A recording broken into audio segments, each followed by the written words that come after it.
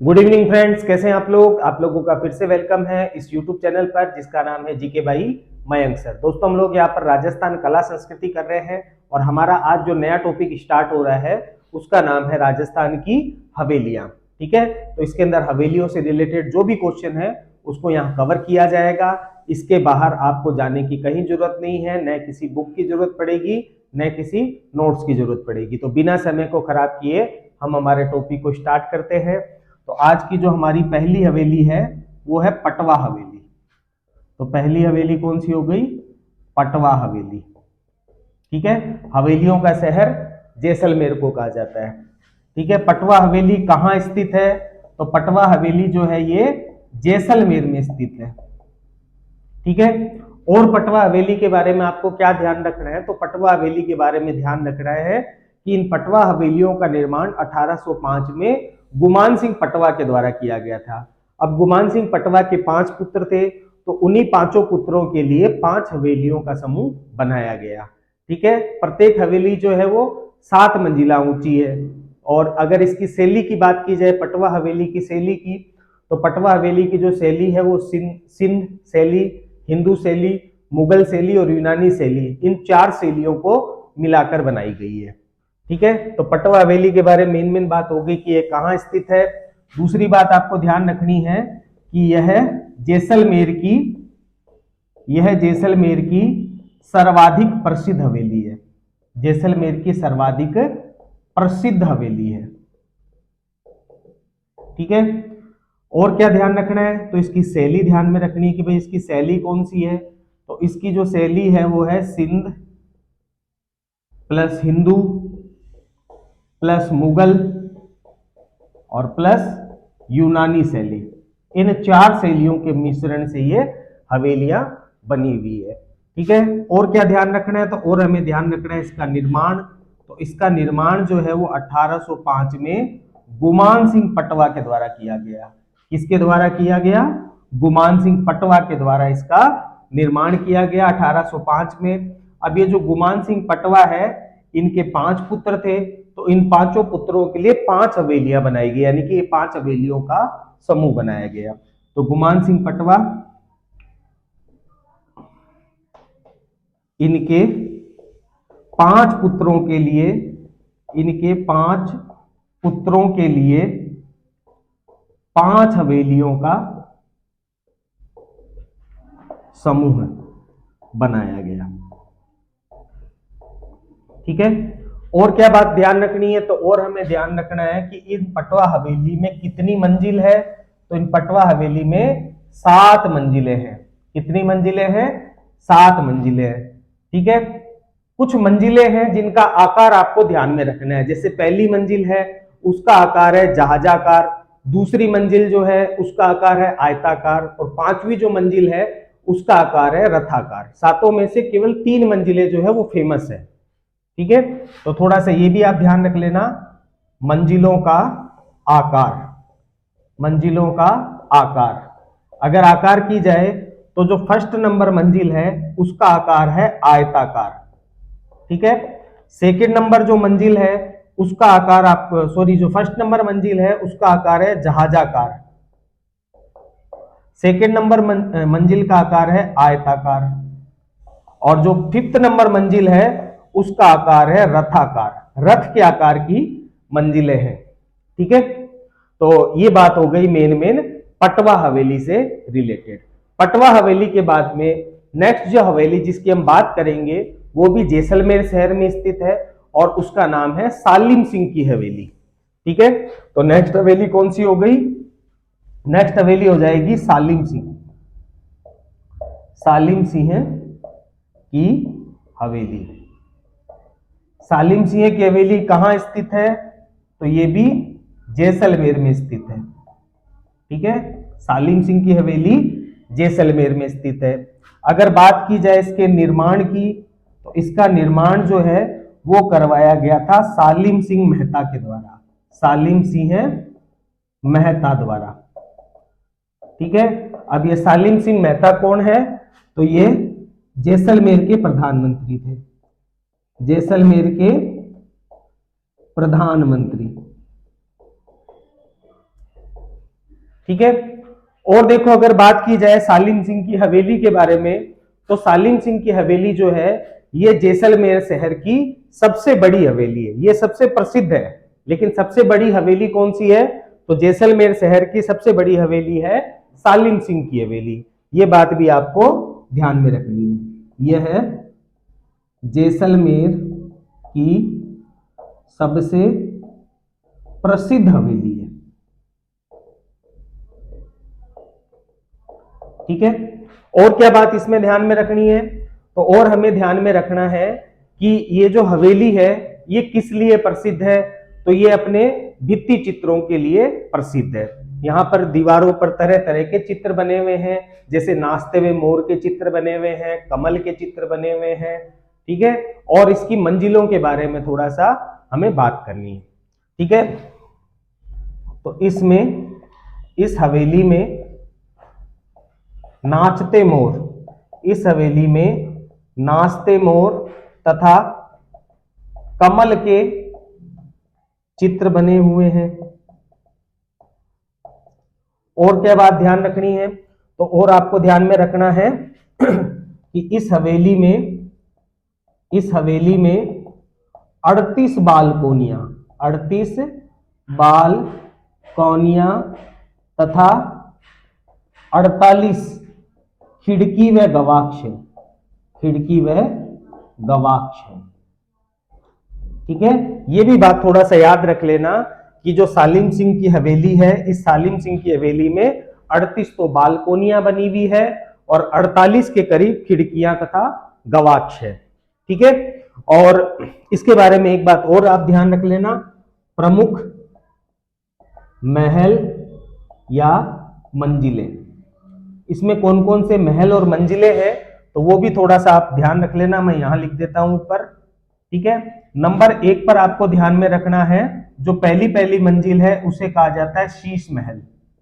ठीक है। सालिम सिंह हवेली की जो पहली मंजिल है इसे क्या कहा जाता है, शीश महल कहा जाता है। और ये कांच या काष्ठ से निर्मित है।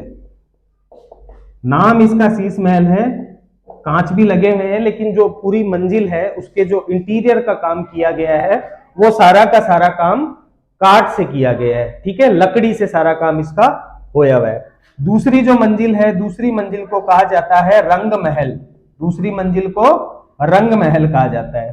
ठीक है। और ये जो रंग महल है यहाँ पर रंग बिरंगे मतलब चित्र बने हुए हैं। तो रंग महल में किस लिए प्रसिद्ध है, रंग बिरंगे चित्रों के लिए, रंग बिरंगे चित्रों के लिए रंग महल फेमस है। और अगर बात की जाए तो 3 नंबर पर आप थोड़ा सा ध्यान रख लेना, 3 नंबर की जो मंजिल है उसे मोती महल कहा जाता है और 4 नंबर की जो मंजिल है उसे कहा जाता है जहाज महल। ठीक है। और जो 5 नंबर की मंजिल है उसे कहा जाता है बादल महल।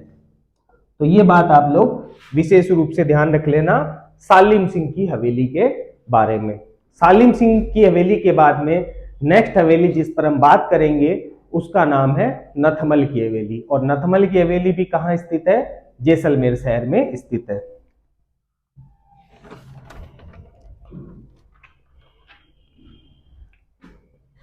तो नेक्स्ट हो जाएगी नथमल की हवेली।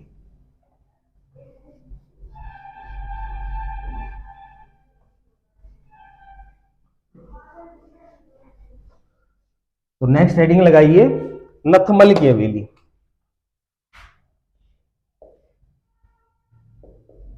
नथमल की हवेली, नथमल की हवेली कहां स्थित है, तो नथमल की जो हवेली है ये भी जैसलमेर में स्थित है। कहां स्थित है, जैसलमेर में स्थित है। इसका निर्माण जो है वो 1884-85 में इसका निर्माण किया गया था। ठीक है। हाथी प्लस लालू नाम के 2 मुस्लिम कारीगरों द्वारा। ठीक है। तो इसका निर्माण किसके द्वारा किया गया है, इसका निर्माण हाथी और लालू नाम के 2 मुस्लिम कारीगरों के द्वारा इसका निर्माण किया गया है। ठीक है।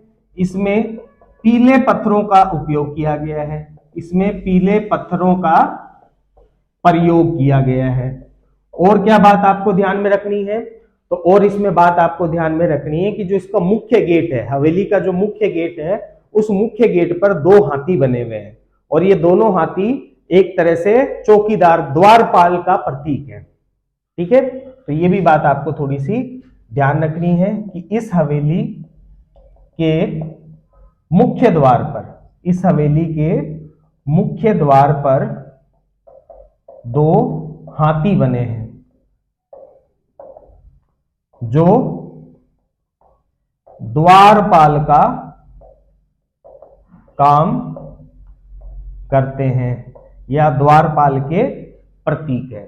ठीक है, एक बात इसमें बस और ध्यान रख लेना कि यह हवेली अपने भित्ति चित्रों के लिए प्रसिद्ध है। भित्ति चित्रों का मतलब हो गया दीवार पर बने हुए चित्रों के लिए। तो यह हवेली अपने भित्ति चित्रों के लिए प्रसिद्ध है। ठीक है, नेक्स्ट आप लोगों को ध्यान में रखना है बीकानेर की हवेलियां। जैसलमेर की बस इतनी 3 हवेलियां ही आपको ध्यान में रखनी है और पढ़ने की जरूरत नहीं है। नेक्स्ट आपको ध्यान में रखना है बीकानेर की हवेलियां। बीकानेर की हवेलियां, ठीक है, बीकानेर की हवेलियों में जो पहली हवेली आपको ध्यान में रखना है वो ध्यान में रखना है रामपुरिया हवेली। ठीक है, बीकानेर की पहली हवेली कौन सी होगी? रामपुरिया हवेली। इसको ज्यादा डीप में जाकर आपको पढ़ने की जरूरत नहीं है, बस ये ध्यान रख लेना कि कौन सी हवेली किस शहर में है। ठीक है, अब लोकेशन वगैरह आपको ज्यादा ध्यान में रखनी है। कुछ विशेष हवेलियां हैं जिन्हें, जैसे नथमल की हवेली, ठीक है, पटवा हवेली, ये विशेष हवेलियां हैं तो इनको अलग से पढ़ाया जाएगा। बाकी आपको कौन से शहर में कौन सी हवेली है वो लोकेशन वाइज आपको ध्यान में रखना है, क्योंकि एग्जाम में वो मैचअप करने के लिए, सुमेलित करने के लिए क्वेश्चन पूछे जाते हैं। ठीक है, तो बीकानेर में नंबर 1 आपको ध्यान में रखना है रामपुरिया हवेली। नंबर 2 आपको ध्यान में रखना है बच्छावतों की हवेली। बच्छावतों की हवेली। अब ये जो बच्छावतों की हवेली है इसके बारे में 1-2 बात ध्यान रख लेना कि भाई इसका निर्माण किसने करा है। तो इसका निर्माण करवाया गया था महाराजा कर्ण सिंह के द्वारा। इसका निर्माण किसके द्वारा कराया गया? कर्ण सिंह के द्वारा इसका निर्माण करवाया गया। और एक बात और ध्यान में रख लेना कि यह बीकानेर की सबसे प्राचीन हवेली है, सबसे पुरानी हवेली है। ठीक है, तो ये बीकानेर की सबसे पुरानी हवेली हो गई। नंबर 3 पर आप ध्यान रख लेना डागा हवेली, और नंबर 4 पर ध्यान रख लेना कोठारी हवेली। ठीक है, नेक्स्ट आपको ध्यान में रखना है शाहपुरा। नंबर लगाते जाना, 5 नंबर हो जाएगा। शाहपुरा भीलवाड़ा। शाहपुरा कहां पड़ता है? भीलवाड़ा की हवेली। अब शाहपुरा भीलवाड़ा में किसकी हवेली प्रसिद्ध है? तो शाहपुरा भीलवाड़ा के अंदर केसरी सिंह बारहट की जो हवेली है वो प्रसिद्ध है, और केसरी सिंह बारहट की हवेली एग्जाम में कई बार पूछी गई है। ठीक है, तो इसलिए इसको आप लोग इंपोर्टेंट करके विशेष रूप से ध्यान रख लेना। शाहपुरा भीलवाड़ा में कौन सी हवेली है? तो केसरी सिंह बारहट की हवेली। ठीक है, 1300 ओठों वाली कविता लिखी थी, चेतावनी दा चुंगटिया वाला, हाँ वही है, साहित्य में पढ़ाया था आपको, तो वही है। ठीक है, नेक्स्ट हम बात करेंगे मोदी हवेली। और मोदी हवेली कहां पड़ती है? तो मोदी हवेली पड़ती है झुंझुनू के अंदर। ठीक है, झुंझुनू की सबसे प्रसिद्ध हवेली है मोदी हवेली। ठीक है, तो नेक्स्ट हेडिंग लगानी है मोदी हवेली।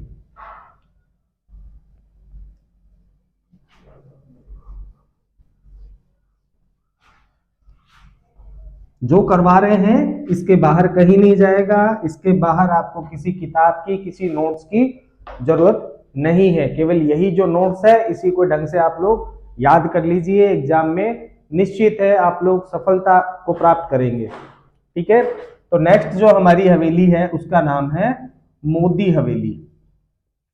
मोदी हवेली। मोदी हवेली कहां स्थित है? तो मोदी हवेली झुंझुनू में स्थित है। ठीक है, यह है झुंझुनू की सबसे प्रसिद्ध हवेली है। ठीक है, झुंझुनू की सबसे प्रसिद्ध हवेली है। इसका उपनाम ध्यान रख लेना, ये जो मोदी हवेली है इसका क्या उपनाम है, वो उपनाम आपको ध्यान में रखना है। पहला उपनाम आपको देखने को मिलता है ईसरदास की हवेली। पहला उपनाम क्या मिलता है, पहला उपमान हमें मिलता है ईसरदास की, ईसरदास मोदी की हवेली। और जो दूसरा उपनाम आपको ध्यान में रखना है वो है झेरोकास, झेरोकास की हवेली। ये भी इसका उपनाम आपको देखने को मिलता है। एक बात और इसमें बस ध्यान रख लेना कि यह हवेली भित्ति चित्रों के लिए प्रसिद्ध है। यह हवेली भित्ति चित्रों के लिए प्रसिद्ध है। ठीक है, और यहीं पर मैं लिख देता हूं झुंझुनू की अन्य हवेलियां, झुंझुनू की अन्य हवेलियां। तो झुंझुनू की अन्य हवेलियों में एक तो आप ध्यान रख लेना खिंचन की हवेली, खिंचन की हवेली, ये थोड़ा सा आप ध्यान रख लेना। और नंबर 2 आप ध्यान में रख लेना टीबरे वाले की हवेली, टीबरे वाले की हवेली। और ये जो टीबरे वाले की हवेली है ये एग्जाम में पूछा गया था कहाँ स्थित है। तो टीबरे वाले की जो हवेली है ये झुंझुनू शहर में स्थित है। इसके अंदर क्या है क्या नहीं है इतना डीपली भी आपको नहीं पढ़ना है। ठीक है, ये जो नोट्स है ये आरएस लेवल के है। ठीक है, तो आरएस में भी इतना आपको डीपली नहीं जाना है। बहुत से बच्चों को पता ही नहीं होता कि पढ़ना क्या है। बहुत से बच्चे ऐसे होते हैं बस किताब उठाते करते जाते हैं, न उन्हें क्राइटेरिया मालूम होता है, न उन्हें ये पता होता है कि भाई कहाँ से क्वेश्चन आएंगे। ठीक है, तो ये जानना बहुत जरूरी होता है कहाँ से क्वेश्चन आएंगे कहाँ से नहीं आएंगे। सेलेक्टिव स्टडी करने वाला बच्चा ही सफलता को प्राप्त करता है। ठीक है, तो ये हो गई किसकी, झुंझुनू की हवेली। झुंझुनू के बाद हम बात करेंगे जोधपुर की हवेलियां। झुंझुनू के बाद जोधपुर की हवेलियां। ठीक है, नाम नाम ध्यान रखना है और लोकेशन ध्यान में रखनी है कि कौन सी हवेली किस जिले में या किस शहर में। ठीक है, जोधपुर की हवेलियों में फर्स्ट नंबर आपको ध्यान रखना है बड़े मियाँ की हवेली, बड़े मियाँ की हवेली। नंबर सेकंड आपको ध्यान में रखना है राखी हवेली। राखी हवेली के बाद पाल हवेली। ठीक है, पाल गांव जोधपुर में पाल हवेली। नंबर 4 पर आपको ध्यान में रखना है पोखरण हवेली। ठीक है, नंबर 5 पे आपको ध्यान में रखना है पुष्प हवेली। पुष्प हवेली कहां स्थित है, तो ये भी जोधपुर में स्थित है। और नंबर 6 पर आपको ध्यान में रखना है जो जोधपुर की हवेली है उसका नाम है, नंबर 6 पर आपको ध्यान में रखना है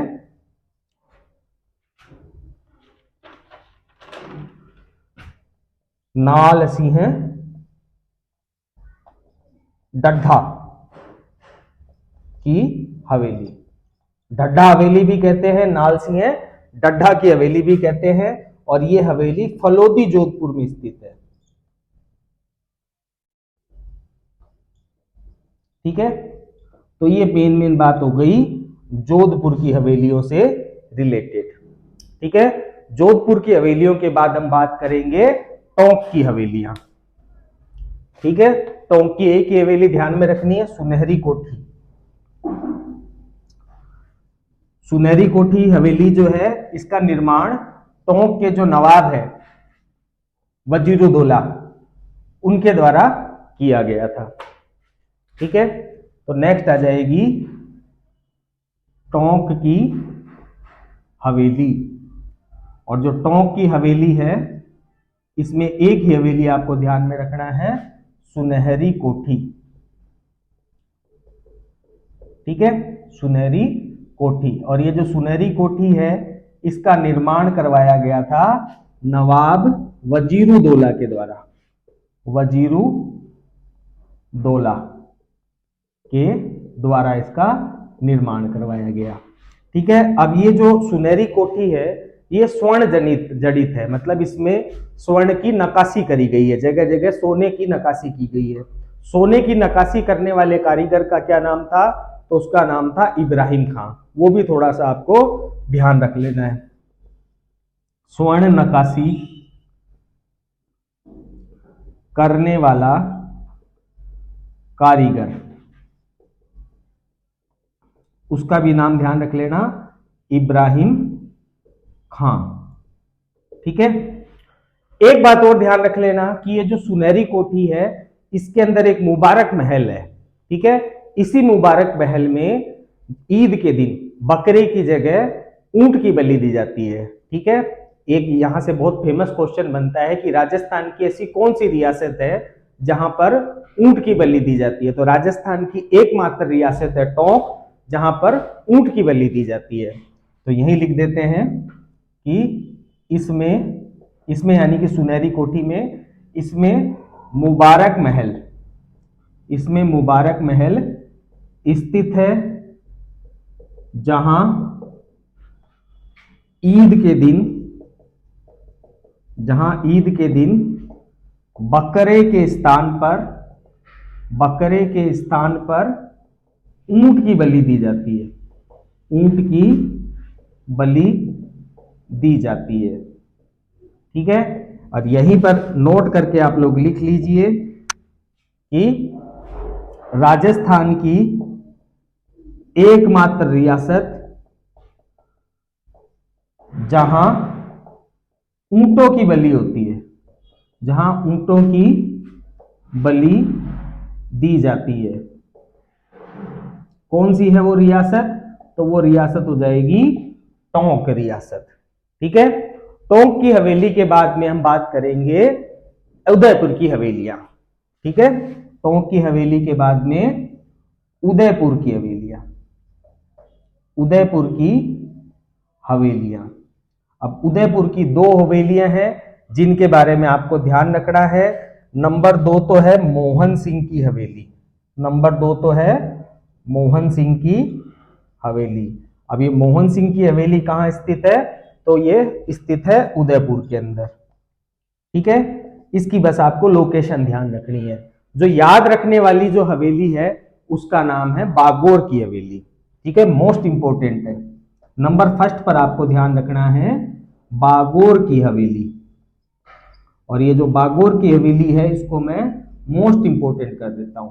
ठीक है, बागोर की हवेली कहां स्थित है भाई? बागोर की हवेली, तो बागोर की हवेली पिछोला झील के किनारे स्थित है, पिछोला झील के किनारे स्थित है। ठीक है, और क्या बात इसमें ध्यान रखनी है? तो और आपको ध्यान में रखना है इसका निर्माण किसने करवाया है।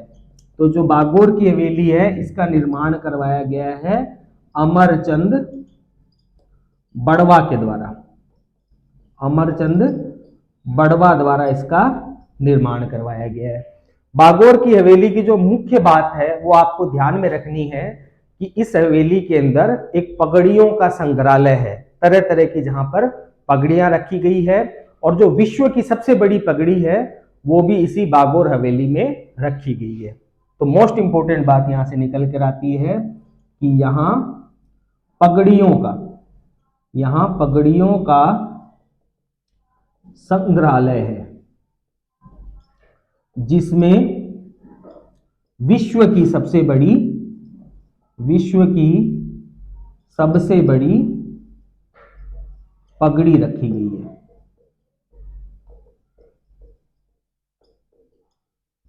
ठीक है, ये बात भी आप लोग ढंग से एकदम अपने दिमाग में बैठा लेना। इसके बाद हम बात करेंगे जोधपुर की हवेलियों की। अब जोधपुर में भी कोई इतनी ज्यादा फेमस हवेली नहीं है कि उसको अलग से पढ़ा जाए, बस आपको लोकेशन ध्यान रखनी है, यानी हवेलियों के नाम ध्यान रखने हैं और शहर का नाम ध्यान में रखना है। ठीक है, तो नेक्स्ट हम बात करेंगे जयपुर की हवेलियां। सॉरी, जोधपुर तो हमने पढ़ लिया, जयपुर की हवेलियों की बात करेंगे।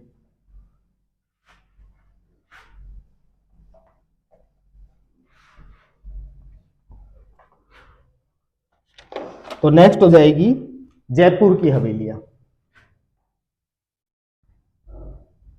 जयपुर की हवेलियां। जयपुर में आपको 4 हवेलियां ध्यान में रखना है, ठीक है। नंबर फर्स्ट जो है वो है मथुरा वालों की हवेली, मथुरा वालों की हवेली। और मथुरा वालों की हवेली जो है, इसका एक उपनाम भी आपको देखने को मिलता है, वो मिलता है नक्काड़ों की हवेली, नक्काड़ों की हवेली भी इसको कहा जाता है। तो ये भी थोड़ा सा दिमाग में बैठा लेना। सेकंड नंबर आपको ध्यान में रखना है चूर सिंह की हवेली, चूर सिंह की हवेली। थर्ड नंबर पर आपको ध्यान में रखना है रत्नाकर पुंडरीक की हवेली, रत्नाकर पुंडरीक की हवेली। और नंबर 4 जो है, नंबर 4 पर ध्यान रख लेना पुरोहित जी की हवेली, पुरोहित जी की हवेली, ठीक है। तो आज की क्लास में हम लोग यहीं तक लेंगे। नेक्स्ट क्लास के अंदर काफी इंपॉर्टेंट हवेलियां आने वाली है, जिसके अंदर हम शेखावटी की हवेलियों को कवर करेंगे। श्रीमाल जी की हवेली, काफी सारी हवेलियां हैं जिनको हम कवर करने वाले हैं। तो नेक्स्ट क्लास इससे भी ज्यादा इंपॉर्टेंट होगी। तो प्लीज अगर आज का वीडियो आप लोगों को पसंद आया हो तो वीडियो को ज्यादा से ज्यादा लाइक कर दीजिए, ज्यादा से ज्यादा सब्सक्राइब कर दीजिए और वीडियो को ज्यादा से ज्यादा शेयर कर दीजिए। जो लोग नए जुड़े हैं प्लीज कृपया करके वो चैनल को लाइक सब्सक्राइब कर दीजिए और बेल नोटिफिकेशन को भी ऑन कर दीजिए, ताकि जब भी ऐसे इंफॉर्मेटिव वीडियो डाले जाएं तो उसकी इंफॉर्मेशन सबसे पहले आप तक आ सके, ठीक है। ज्यादा से ज्यादा पढ़ाई करो, इनको नोट्स को आप लोग याद कर लो, इसके बाहर जाने की कहीं जरूरत नहीं है। 10 किताबें पढ़ो, इतना मैटर इकट्ठा करो, उससे बढ़िया है एक किताब को 10 बार पढ़ो, वो आपको ज्यादा फायदा करेगा, ठीक है। ज्यादा से ज्यादा पढ़ाई कीजिए और अपने कर्तव्य पथ पर ऐसे ही बढ़ते रहिए। ओके जी, बाय बाय।